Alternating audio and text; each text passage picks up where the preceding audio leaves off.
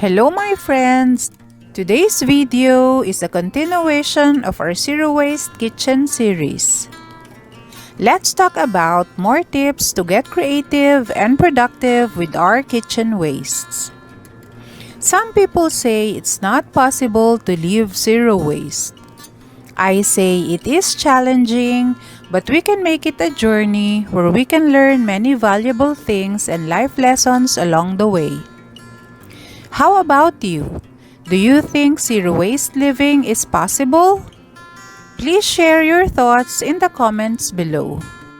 The good news is, it's actually easy to take simple and gradual steps towards zero waste living. The 5 R's will not only help us live sustainably while protecting our environment, but adopting the habits will also help us save a lot of money. Look at it this way.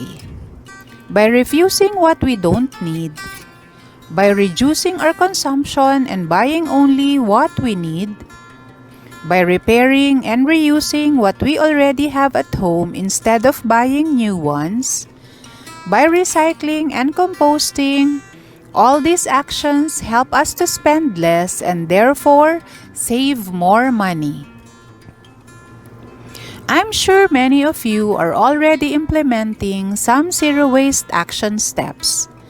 I have come across videos, documentaries, and feature articles about Filipinos who have adopted the zero waste lifestyle. There are also environmental awareness groups that are promoting zero waste living in our country.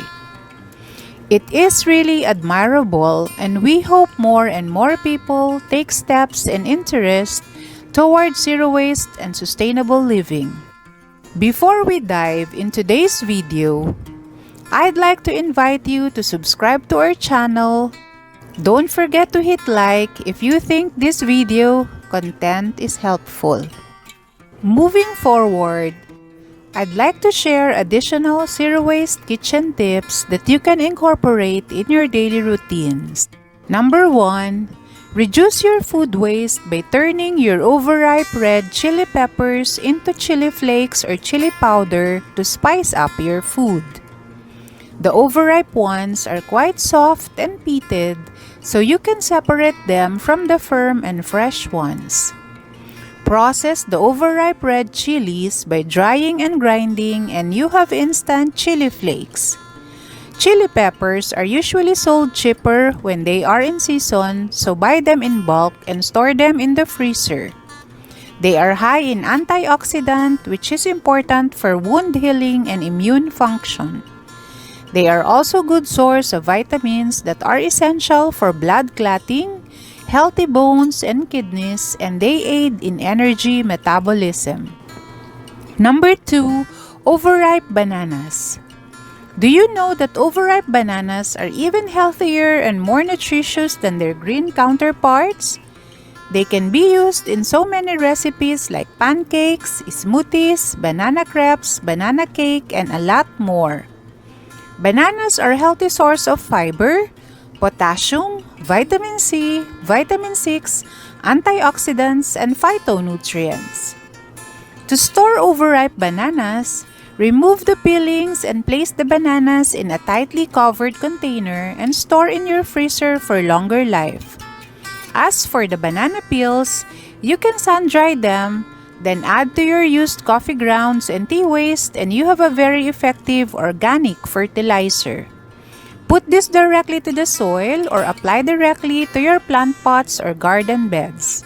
You can also mix the banana peels with eggshells and tea waste to make an effective growth supplement to your vegetable plants.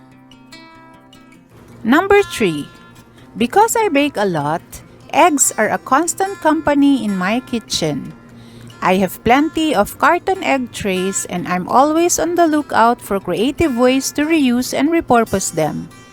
I discovered that they serve so many uses apart from storing and keeping our fresh eggs from breaking.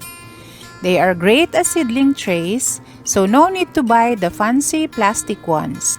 And when its life cycle ends due to overuse, egg cartons can be composted as they are source of carbon in your organic compost bin.